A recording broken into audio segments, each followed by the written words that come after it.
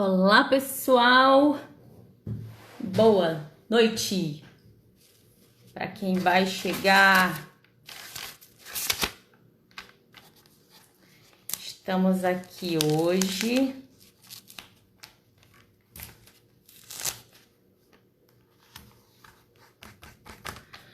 Olá, olá, André. Boa noite, André. Tudo bem? Vamos. Luciane, boa noite. Boa noite, olá, tudo bem? Silvânia, seja bem-vinda. Vamos ver aqui, aguardar só mais um minutinho, ver quem vai chegar. Dani Maia, boa noite, seja bem-vinda. Vanessa, André, boa noite, André. Vamos lá. Hoje a gente vai falar sobre esse tema, né? Separação, como que os filhos vão ficar. Boa noite, Jax Nogueira, Jax, seja bem-vindo. Esse é o meu marido. Laila, seja bem-vinda. Então, pessoal, vamos lá.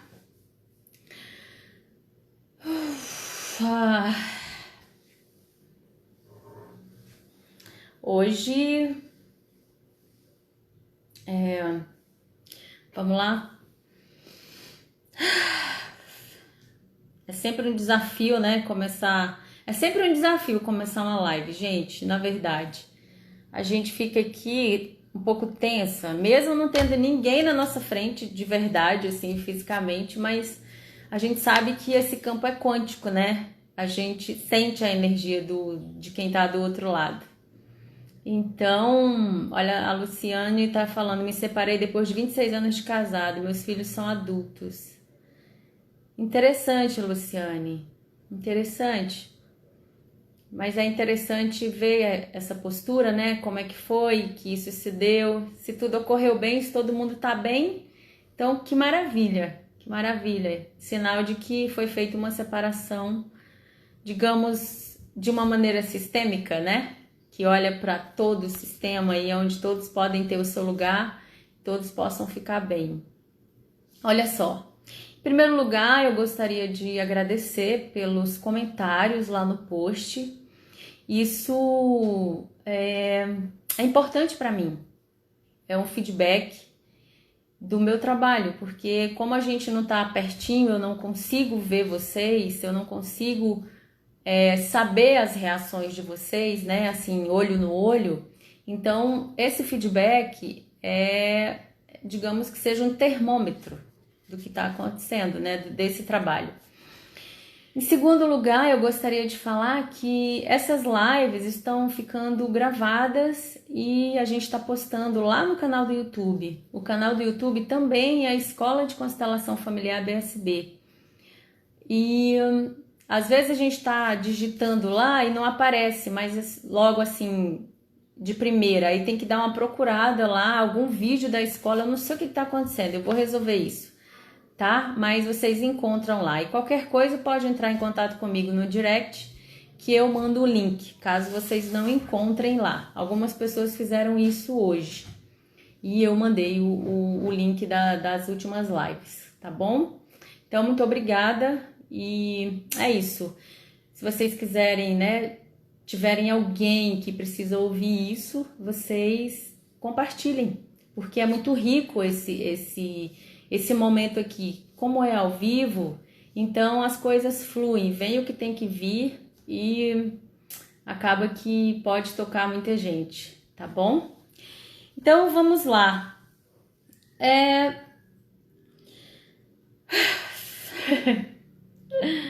Hoje uma amiga entrou em contato comigo e falou assim: Maria, manda para mim o flyer da live de hoje.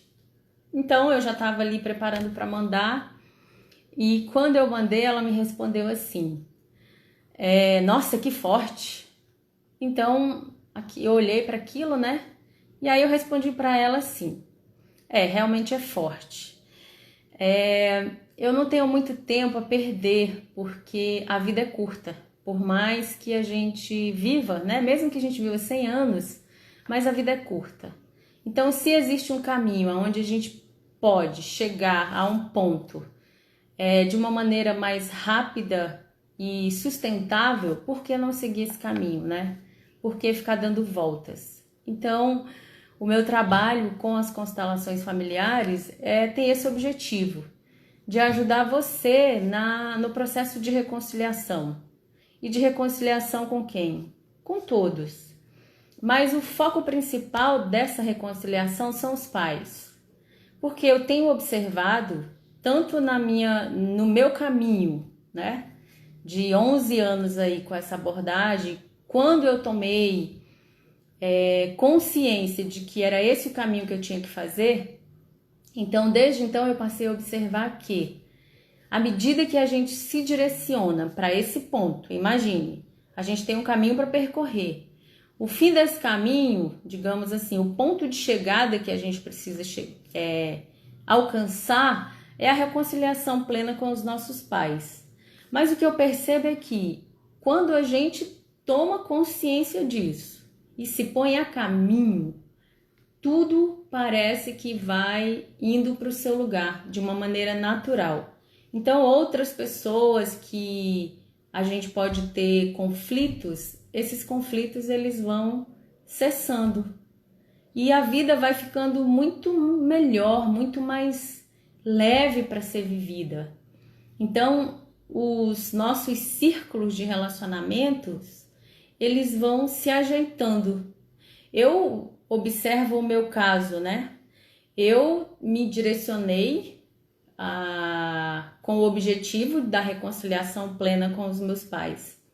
Então, eu tinha uma questão muito séria com a parte profissional. Eu não conseguia me encontrar. Então, eu fiz várias coisas. Trabalhei na área de vendas, aí fiquei um tempo nisso. Depois formei em educação física. Meu objetivo era trabalhar como personal trainer.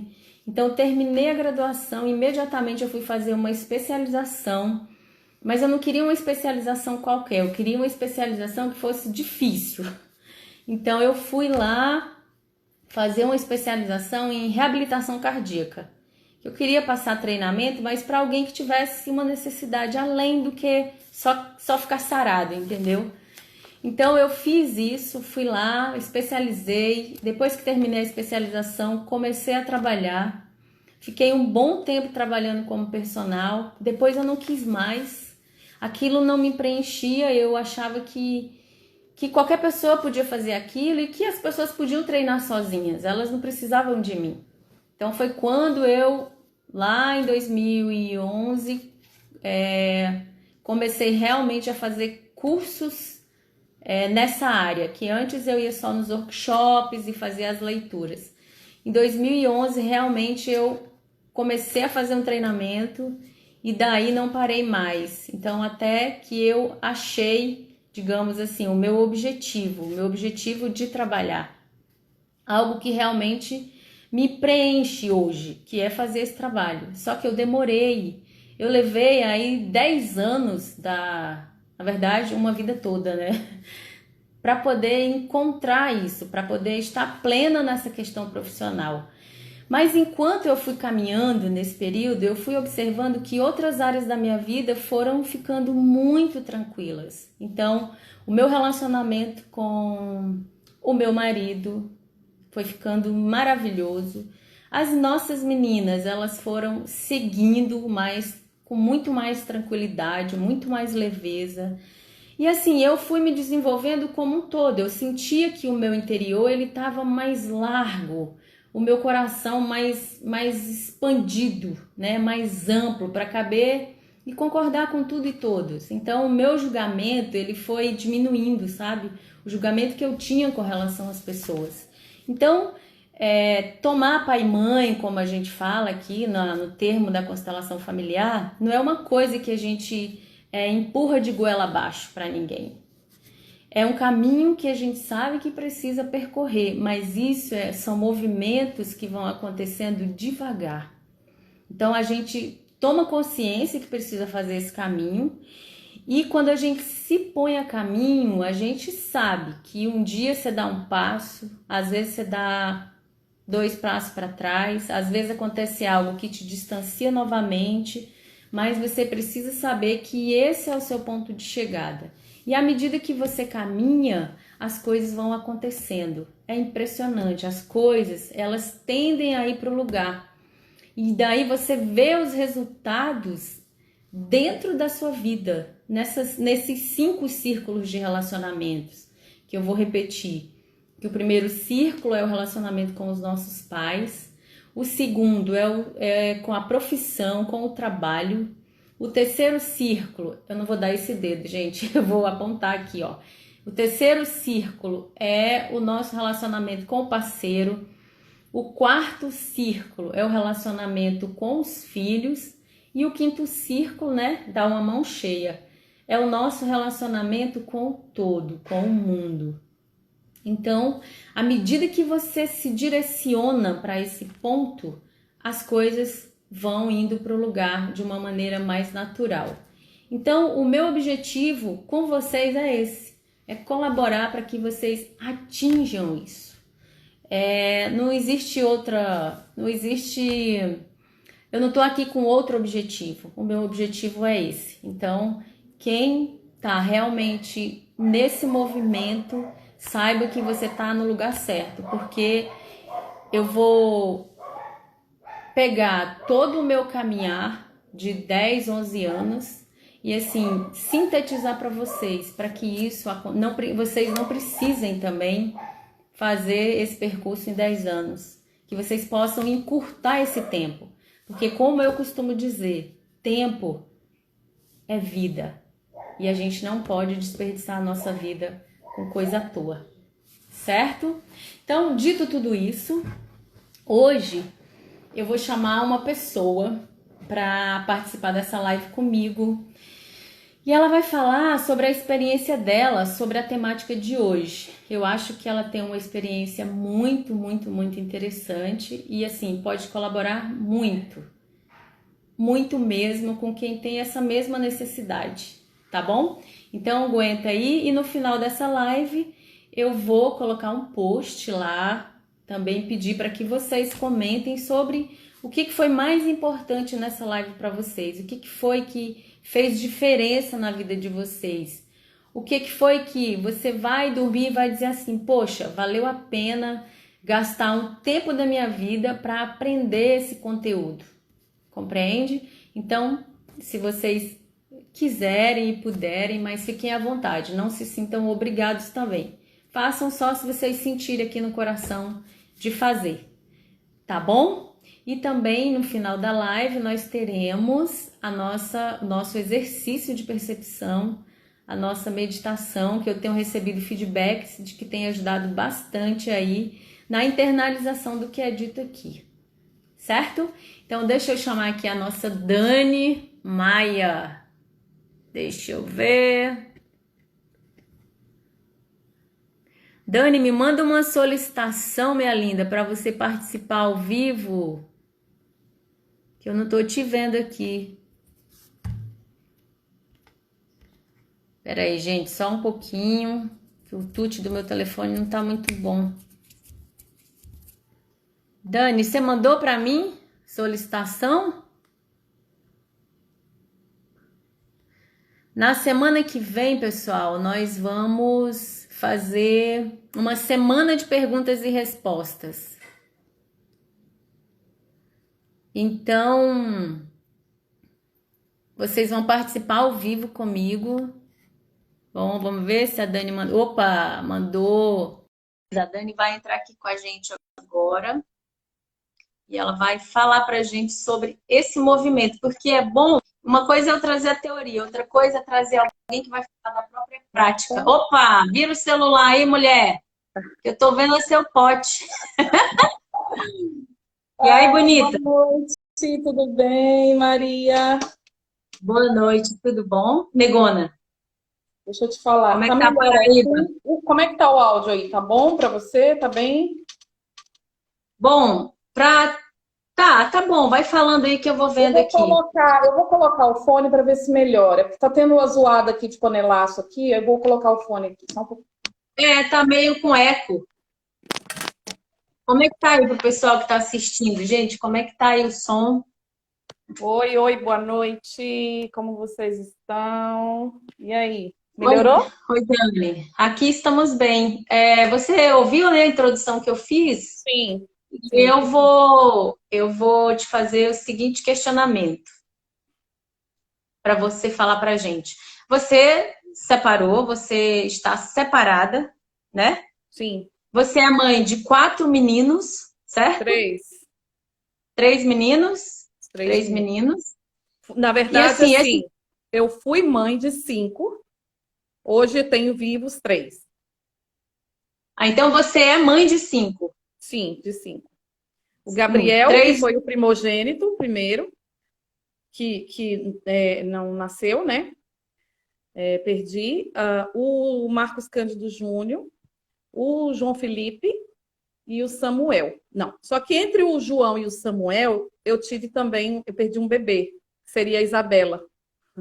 Ah, entendi. E por que que a gente está falando isso, pessoal? Por que que ela está contando as crianças abortadas? Porque na ordem da Irmandade é importante que cada um saiba qual é o seu lugar. Uhum. Mesmo que os que não nasceram, mesmo que tenha sido aborto provocado, aborto espontâneo, essas crianças precisam ser contadas. Porque quando elas não são contadas, isso tem um impacto na vida daqueles que estão vivos, né? Uhum. Mas dito tudo isso, Dani, vamos lá. O que eu queria ver com você, que você falasse pra gente, é como que é o desafio de ser uma mãe que se separa, de ter 3 meninos vivos, e como é que se faz para você não excluir o pai desses meninos, também sabendo que quando você exclui o pai desses meninos, você também estará excluindo metade das crianças. Como é que você me fala para nós, quer dizer, como é que você lida com isso no cotidiano? Bom, deixa eu me apresentar, né? Que tem gente que não me conhece. Eu sou a Dani Maia. Claro. Primeiro, sou mãe, que é assim, Primeiro você é filha, primeiro eu sou filha, depois eu sou mãe. Sou filha da Eliane e do Sidney, e depois eu sou mãe. E sou terapeuta, sou coach de relacionamento e sexualidade também, e também consteladora, né? Mergulhei nesse mundo, nesse caminho da constelação familiar, que para mim foi um divisor de águas. Diante da pergunta que você me fez, Maria, eu fui casada por quase 20 anos. E tive um casamento bem conturbado, desafiador. O meu ex-marido tinha problemas com alcoolismo, ainda tem, na verdade.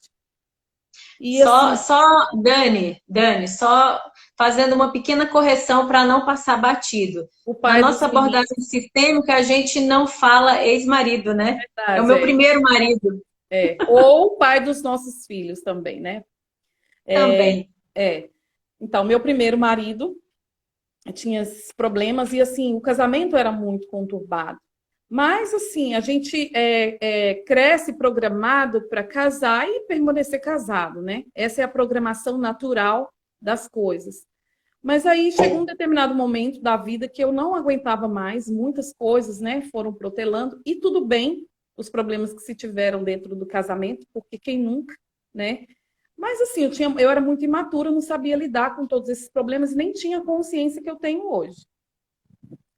E aí, eu já havia pedido o divórcio algumas vezes, mas nunca tinha sido dado. E aí, em 2015, eu de fato pedi o divórcio. E aí, eu via me divorciar em 2016. E o que que aconteceu? O meu primeiro marido, ele recebeu uma proposta de trabalho. Eu sou de Brasília, tá, gente? Não moro em Brasília, mas eu sou de Brasília. E ele recebeu uma proposta de trabalho para vir morar em João Pessoa. E foi assim, uma loucura, né? Porque os meninos são muito apaixonados pelo pai. E o mais velho, o Marcos Júnior, ele já tinha tido um histórico, assim, de que o pai abandonou ele, porque já teve momentos do nosso casamento que ele foi morar fora. Ficou um tempo morando fora. Então, ele já tinha essa coisa reverberando dentro dele. E eu pensei, e agora? Mas tudo bem, permaneci ainda em Brasília durante um ano, e os meninos sofrendo muito com a ausência do pai. Eu ainda não tinha essa visão sistêmica, mas meu coração ardia para ter esses meninos perto do pai. Eu acho que de forma inconsciente eu quis trazer. Embora eu tivesse muitos problemas em relação a ele, eu não olhei para isso. Eu olhei para os meninos. E assim, hoje eu percebo que foi a decisão e a escolha mais acertada, uma das mais acertadas da minha vida. Porque hoje eles têm uma relação muito boa. Mas vamos lá. E aí eu vim para João Pessoa, vim morar em João Pessoa para eles ficarem perto do pai. Na verdade, eles vieram antes passar umas férias com o pai e voltaram assim: mamãe, a gente quer morar em João Pessoa, a gente quer ficar perto do papai, quer ficar perto do papai. Falei, tá, vou me organizar, vou conversar com seu pai, vou entrar num acordo. E assim, foi um acordo bastante conturbado, mas eu vim. Chegando em João Pessoa, eu comecei a fazer uma série de cursos, mergulhei nas questões, nas formações terapêuticas, e aí me deparei com a constelação familiar. E eu já vinha tentando alguns movimentos para melhorar a minha relação com os meninos. Por quê? Mesmo eu tendo. E outra, o meu filho mais velho não veio, eu vim com os dois menores. Meu filho mais velho tinha um coração magoado com o pai e não queria vir. E aí ficou em Brasília, morando em Brasília. E assim, desde que eu me separei, esse meu filho mais velho, ele entrou numa loucura de beber demais. Aí ficou doido, começou a beber, começou a ir para as noites, pegava o carro para dirigir, pegava meu carro para dirigir, dirigia às vezes alcoolizado. E ele estava tendo o mesmo comportamento do pai. Até então eu não sabia por que ele tinha esse comportamento, porque eu não tinha essa consciência sistêmica. E aquilo me deixava muito mal.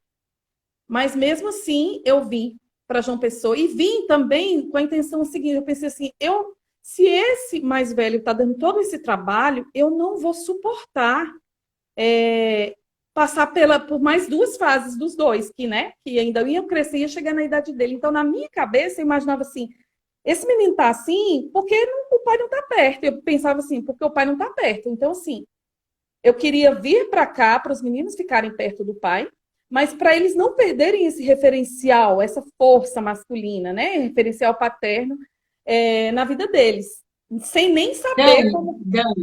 Dani, você falou um ponto que eu só queria chamar a atenção porque é importante para quem está assistindo.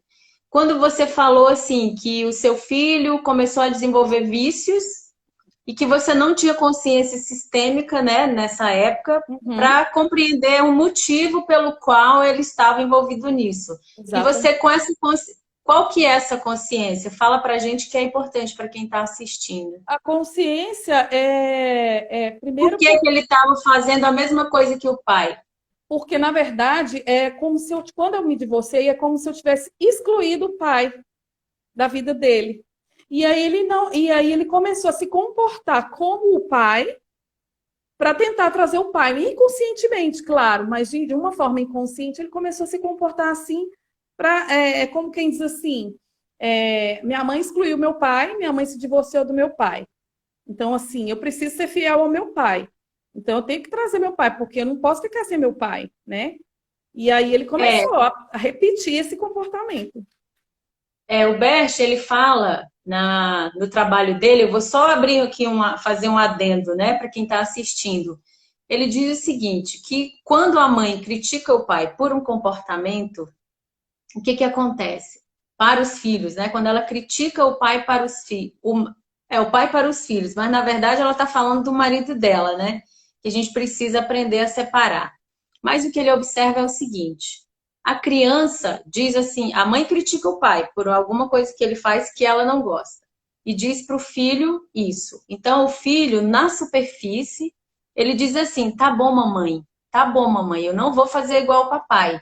Só que no profundo, por conta dessa crítica que a mãe faz do pai da criança, a criança se sente pressionada, no nível inconsciente, de repetir aquele comportamento do pai. Por quê?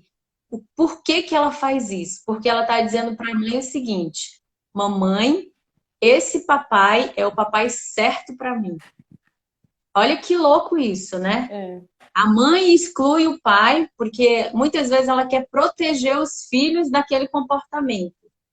Só que a criança repete aquele comportamento para, de uma certa maneira, ensinar a mãe a excluir aquele homem. Porque tem a lei do pertencimento, né? E aquilo que a gente exclui nos aprisiona. Então era isso, Dani, só para ficar claro para quem está nos assistindo, esse ponto. Tá certo. E Aí, aí, passou um atrás. é ele. E aí os outros dois estão com o pai. E aí ele se. Aí, perdi meio que o fio da meada aqui. Mas enfim. E aí eu vi para João Pessoa, ele ficou em Brasília, ficou morando com os meus pais. E eu estava aqui em João Pessoa, estava bastante desafiador para mim, mas comecei nessa jornada do autoconhecimento, né, dessas formações, e comecei a ter esse entendimento e essa consciência. Só que assim, até assim, na forma como a gente se comporta, eu tive algumas questões em relação ao meu primeiro marido, e eu sempre. E aquilo ali me fazia muito mal. Então, de uma certa forma, reverberava aquilo. Mas então, os meninos, mesmo estando aqui, eles se sentiam assim: ah, mas a mamãe. É como você falou, né? Não é que eu falava mal dele, mas é que eu me incomodava, e de uma certa forma eu externava isso nos meninos. Eles não tiveram problemas com o pai, graças a Deus. De não querer ficar com o pai ou coisa assim. Muito pelo contrário. Eles ficaram mais apegados ao pai. Mas o Samuel, o caçula, ele começou a entrar numas crises assim de achar de ele dizer assim: eu não me conformo, mãe, eu achei que eu me conformava, eu não me conformo. E até eu conversei com vocês uma vez. E aí eu conversei com vocês uma vez, e assim, olha o comportamento dele. Todas as vezes que ele ia para casa do pai, ele passava o final de semana inteiro me ligando. Mamãe, você tá bem? Mamãe, você comeu? Mamãe, você isso? Mamãe, você aquilo? E quando aconteceu desse dia dele ter uma crise, eu pedi para ele fazer um desenho. Eu falei assim, ele falou: mamãe, eu quero fazer um desenho para você. Eu falei: faz esse desenho, então. Ele falou: o que você quer que eu desenhe? Eu falei: olha, você vai desenhar, você vai fazer qualquer desenho que você quiser, desde que nesse desenho tenha o papai, a mamãe e os seus irmãos. E ele fez esse desenho, só que aí no lugar, ele desenhou ele, eu, o pai e os irmãos. E aí quando eu vi aquele desenho, eu já tendo uma consciência sistêmica, eu me assustei. Eu falei: ele se colocou no desenho do lado do pai, do lado que seria que o pai deveria estar. Ele deveria estar na ponta do lado esquerdo, né? Sendo o último, porque ele é o filho caçula. E ele veio e ele se colocou nesse lugar. E ele ele se desenhou bem grande, né, Dani?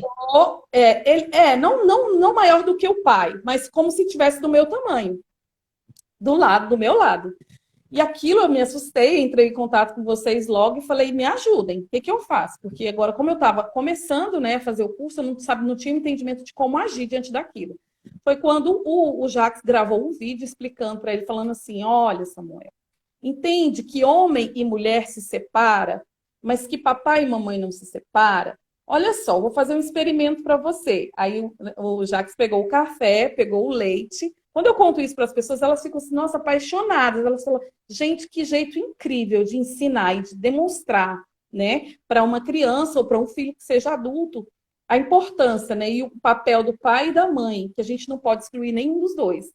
Só que aquele movimento que o Jacques fez serviu para mim também, porque a partir daquilo dali, o movimento dos meninos mudou um pouco mais, assim. E aí, o Jacques pegou o café, pegou o leite, colocou e falou: tá vendo, Samuel? Dá para separar papai e mamãe? Aí ele falou: não, o papai é o café, a mamãe é o leite. Tem como separar? Ele falou: não. Ele falou: pois então, essa misturinha aqui é você. E aí ele encheu os olhos de lágrima quando ele viu aquilo. Aí o Jacques falou para mim mostrar o vídeo para ele e depois falar para ele o que ele sentia no corpo dele. E aí ele sentou no sofá, ficou parado, com os olhos cheios de lágrima, e depois começou a chorar e falou assim: mamãe, eu sinto um amor tão grande seu e do papai por mim, que eu sei que vocês estão aqui dentro de mim. E assim, foi um movimento da alma tão lindo que eu olhei para ele e falei, meu Deus, meu Deus. A partir daquele momento eu falei, nunca mais, mesmo que por dentro o pai deles faça alguma coisa, ou que eu fique chateada ou nervosa com algum comportamento, eu vou guardar isso para mim, não vou reverberar isso. Porque ali eu vi a importância, né?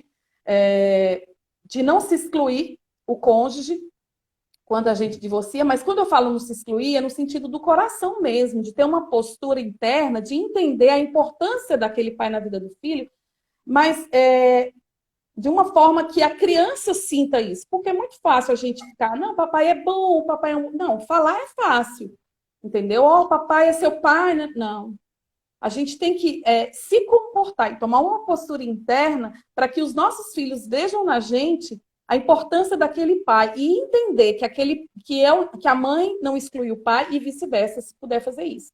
Então, hoje... Até porque, Dani, só fazendo uma complementação, só somando aqui o que você disse.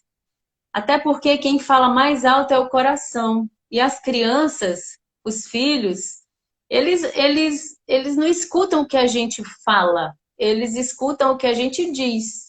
A nossa postura, o nosso exemplo. Eles estão de olho no que a gente faz. Então, às vezes, a gente pode ter compreensão dessa visão sistêmica e fala, olha, meu filho, você tem que respeitar o seu pai. Mas internamente você está dizendo assim, seu pai não presta, aquele filho da mãe não presta. A criança, ela vai captar o que vai dentro do seu coração. Ela sente. Não é o que a gente está dizendo. Então, tem que mudar aqui dentro mesmo, né? E assim, mas quando a gente toma a decisão, porque no primeiro momento, cada caso é um caso, mas um divórcio sempre vai ser doloroso, sempre vai ser um luto. E no primeiro momento, ainda que se foi um divórcio acordado entre os dois, consensual e tudo, não deixa de ser um luto e não deixa de haver um rompimento. E não deixa de esse luto reverberar de alguma forma na vida de ambos. Então, o que acontece? A gente acaba ficando com uma mágoazinha, sim, mesmo tendo, no meu caso, que foi eu que pedi o divórcio, sempre ficava aquela mágoa. Então, a partir do momento que a gente escolhe, decide mudar essa postura interna, as coisas vão mudando por dentro também. E eu passei a enxergar ele também de uma outra forma, com mais amor, entendendo que o que ele fez era o que ele sabia fazer, do jeito que ele sabia, com o que ele tinha, e entendendo que estava tudo certo também eu ter feito o que eu fiz, porque eu fiz sabendo no momento em que eu sabia com o que eu tinha, e conseguir liberar ele do meu coração. Liberar e não excluir, né? Porque existe uma diferença muito grande. Que a gente fala assim, não, mas eu já perdoei fulano, já perdoei Beltrano, mas a gente não perdoou, a gente excluiu. Esse é o maior erro, porque quando a gente entende, tem essa consciência da exclusão, o efeito, o impacto que tem na vida de todos que estão à volta, é absurdo. E aí, diante disso, que eu comecei a olhar para ter essa consciência sistêmica, mesmo assim eu via que tinha algumas coisas que não estavam legais. E o Marcos Júnior, que ficou morando com a minha mãe, com meus pais, ele continuou com essa vida louca e dando trabalho para todo mundo. E ele mesmo, ele lá, eu aqui e o pai aqui, ele dando trabalho. E aí eu já não aguentava mais. E assim, eu achava ruim quando a minha mãe ligava e falava, mas ele está dando trabalho, não sei o quê. Eu falava assim, mãe, mas eu não posso fazer nada, eu estou aí, ele não quer vir para cá. E aí eu comecei a olhar com um outro olhar. Comecei a olhar com mais amor também para isso. Para entender o que ele estava sinalizando. O que precisava ser visto, né? E era exatamente isso, esse movimento. Mas mesmo assim ele continuou e eu sem saber o que eu precisava fazer. Foi aí que eu entendi que eu precisava voltar nos meus pais. Eu. O problema não era com ele, nem com o pai, o problema não era com o pai. O problema estava aqui, estava tudo bem. Estava tudo...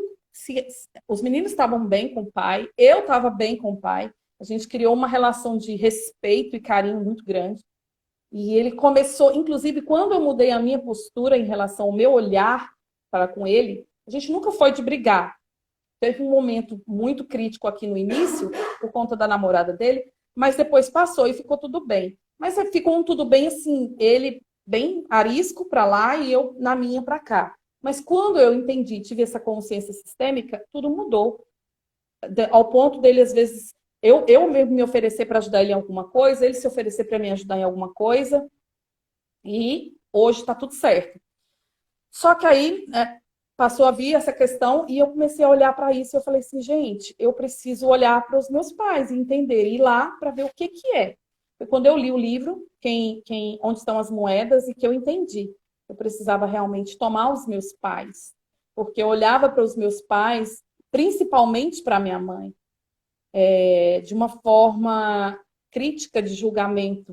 E eu não entendia o que que era mudar essa postura interna. Porque eu falava assim, eu amo a minha mãe, mas eu julgava o comportamento dela, eu criticava. E eu falava assim, mas eu amo a minha mãe.